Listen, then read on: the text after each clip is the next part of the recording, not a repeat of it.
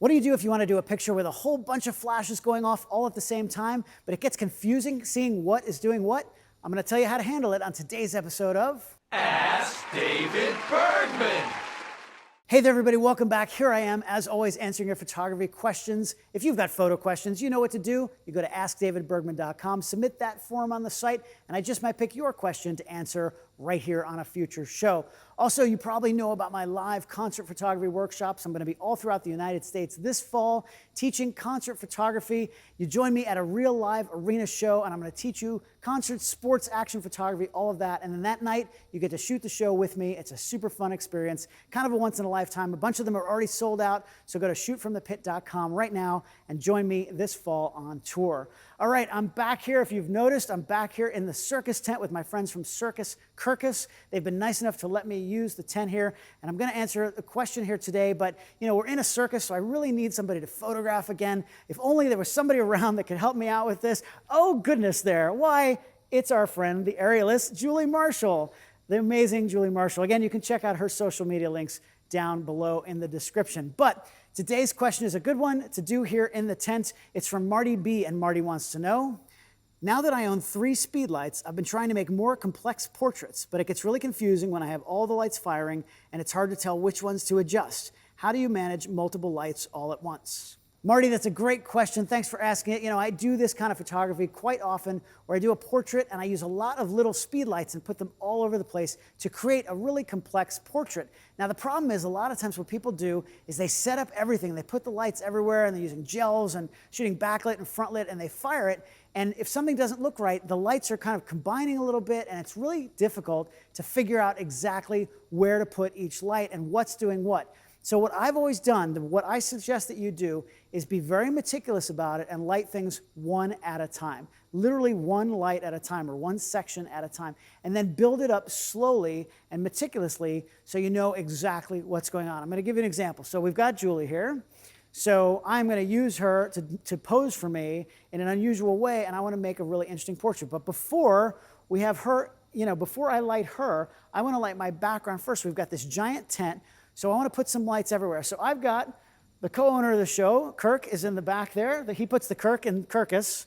And I've got him back there. And the first thing we're going to do are those backlights. So I've got 2 little speedlights in the back there. And I figure I want to light the tent in the background. It's red. I think I want to show that color. So Kirk, if you can just point those 2 lights at the background first.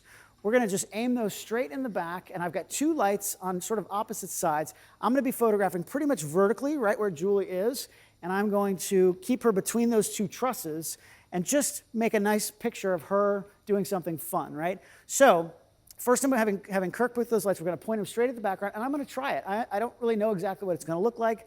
We'll see how it looks, and then make adjustments from there. But I'm not lighting Julie yet. Julie is going to be complete in silhouette. Actually, Julie, if you don't mind, maybe you could just slide over a little bit just to stay just like out of the frame a little bit. Yep, there we go. And I'm going to look at the background first. And that's how I would do it. I would normally do this without the talent in the room even. We could set this up. We don't want to waste the talent's precious time. You just want to bring them in when you're ready to go. But Julie's been nice enough to hang with us here today. So we've got those 2 lights set up. Now, I'm using the Canon EOS R5. I've got the 2870, the 24-70 2.8 lens, and the ST-RT E3. What is it? The ST-E3 RT remote transmitter, so I can trigger all my Canon speedlights. So they're in the back now. I'm going to go vertical here. I've got the nice grip. I've got the vertical, the flip screen. So I can just come in here, and I don't care much about focus or even, I'm just guessing on exposure. Okay, so I can see what that's doing now. I've got some nice red there, and the background looks pretty good, but I think I can improve on that. So this is really the process that I take when I'm putting together a portrait. I think we can get better. Now, Kirk and I were talking before, and they actually have a fogger. They have a fog machine here, so I think that would make a nice background. Julie deserves to have an epic shot with all the smoke in the background. So let's get that fogger going, and the way it's set. Now, Kirk, if you can go right in the middle there, and just kind of point it straight up. We're going to have Kirk hide, and he's going to hit that fog straight up, and let's see how it looks with this background. So now, I'm not too concerned about where the fog is right now. I just want to do that. And you can see now, the problem is with that fog, really fog doesn't look good unless it's backlit. And in this case, I have the lights just on the tent in the background, and it looks like nothing. It really doesn't, the fog doesn't really pop. So, Kirk, if you would be so kind, we're going to take those two backlights, and what we're going to do is I'm going to turn them around, and I'm going to face them forward, so they're going to be backlighting. They're going to be hitting that fog and smoke and rain and snow and things like that. If they're backlit, look really cool against a dark background. So we're going to do that. Kirk's turning those around. He's going to balance them in those trusses right there, just so that we can have those lights popping through. And let's see how that looks once we get the fog going. But again, very meticulously. I know, Julie's nice enough to stand around while we're doing this, but this is how the process that I go through when I create a portrait like this with multiple lights. You're going to see by the end of this, we're going to have a whole bunch of lights going on. But right now, we're just starting with the background. The background's kind of the most challenging part in a lot of ways because it's such a wide area that to figure out exactly where to put everything can be a bit of a challenge. So, all right, so we've got those lights going. And now let's see how this looks backlit. So go ahead and get me some fog going there, Kirk. Awesome. If you can, I'm just going to wait till it gets a little higher. And right in the middle, kind of high if you can. And boom. And now, look at what that fog does. Now it's a whole different picture now. And I wouldn't have necessarily seen that if I hadn't worked up to it from where we are. Now, the only thing is the top of the picture, it's really black, dark, and I'd like to get a little detail in there. I don't know that I want it bright red, but just a little detail. So, Kirk, we have one more flash back there, don't we? We have one more in the back, yep. So I'm going to put another flash just in the middle in the back, pointed straight up. I'm going to dial it way down so it's underexposed because I don't want to distract from that cool smoke effect. I just want a little bit of detail in that red tent up there. So Kirk's going to turn that on, and that one is group B. So let's turn it on here. And again, I'm dialed way down. I'm at 30-second power on that one. By the way, my settings, if you're concerned, I'm at 200th of a second, which is the flash sync speed, at 2.8, because I want the shallow depth of field when she's in the frame, at 200 ISO. So, all right, we've got that back one on. Let's get a little more smoke again. And as soon as that, just in the middle if you can. And let's pop this. Boom. And now you can see we've still got that awesome smoke effect, but just a little bit more detail so we can see we're in a tent. Otherwise, it would look like you're just in a studio, and it doesn't quite have that same feel of being on location.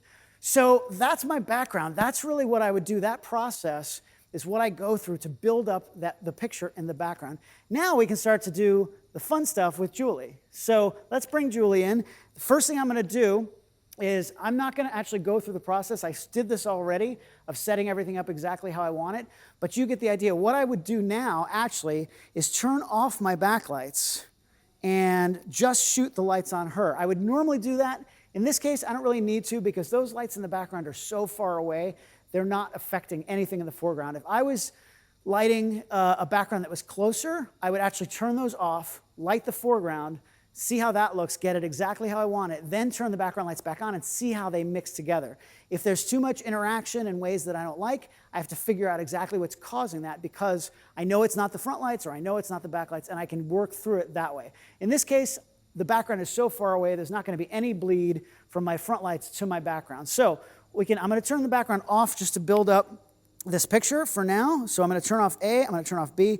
I'm going to bring C on. Now what C is, I've got two small soft boxes. Those are the Glow. I think they're the 2x3, as Julie is demonstrating, the 2x3 Glow soft boxes. And I've got Speedlites in there. These are all Canon 600 EXRT Speedlites. So right now, I just want to sort of create a nice rim light on her. And she's not going to be lit in the foreground just yet in the front. I'm just going to create that rim light and see how that works. So, Julie, if you can give me something fun that we could photograph. Again, I've only got those two evenly spaced strip boxes, soft boxes going there. And as soon as she stops spinning around, we can do this picture. So don't worry about the background right now. Those lights are off. And that is perfect. Perfect. Oh, there we go. Great. And there you go. So you can see what those rim lights are doing. Thank you, Julie. So you can see exactly what those rim lights are doing. And they look pretty darn cool, right? Now, we don't have our background yet, but I'm still building up the foreground. So now, finally, I've got this one Westcott Rapid box in the front just to light her from the front. So I'm going to add that in with my two soft boxes, my two rim lights. Let's turn that on. That's at 16th power. Actually, it's at 1/8 and 1/3. So now I'm going to have these all on. So let's assume the position one more time there, Julie. And as soon as she gets up there and stabilizes herself, there we go. Perfect. Yeah, give me a little more angle. Awesome. Great. Right about there. Perfect. And boom. Whoop. There you go. Yep. She's spinning around too much. And there you go. So again, the position wasn't perfect yet, but you can see how she is. Can you stay there all right? All right, give me a minute. So you can see how the front lights work together, the rim lights and the one light in the front. Now let's get everything back on. So I'm going to turn on that background again. And this is going to be, hopefully, if we did it right, our picture. I've got the light, the middle light and the backlighting the top of the tent. I've got the two lights backlighting the fog. And now we're going to get the fog going. Let's get a lot of fog going there. And as soon as that gets going, we're going to shoot a bunch of frames, Julie, so we get something really awesome here. And I'm using the flip screen on here so I can get a cool angle. I'm going to actually go right on the stage here. If I can, boom. Let me see how that looks. And that's looking pretty darn cool. We're going to do a few frames like this so we get something awesome. Julie, you can move a little bit every frame just to give me some different options. Yeah, there you go. Amazing. That's awesome. Perfect. Give me a little more angle, so the other direction. Amazing. One more frame, one more frame. Boom. Holy cow. Julie, that was incredible. It's just another day at the office for her, no big deal.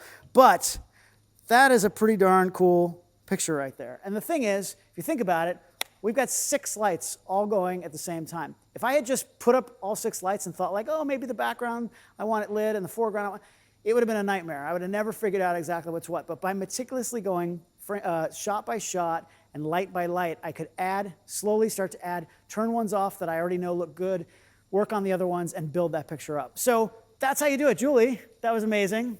Give her a hand, ladies and gentlemen. There you go. Perfect. So again, I'll put her Instagram in the description. So what is it? Julie Marshall Does Things? There you go. Julie Marshall Does Things is her Instagram, and she does. You got to see this show. She's amazing. The whole cast is amazing. So Kirk, thank you. Kirk is the co-owner, so appreciate his help. And that's how that works. Thank you, Marty, for sending in that question. Remember, you guys go to, where do they go? They go to askdavidbergman.com to submit photo questions, and I might answer it on the next show. I don't know if it'll be in a circus tent, but this was kind of a limited run for me. But they'll be here till September 19th, so check it out. All right, thanks, everybody. I'll see you back here next Monday, 10 a.m. Eastern, with a brand new question right here on Ask David Bergman.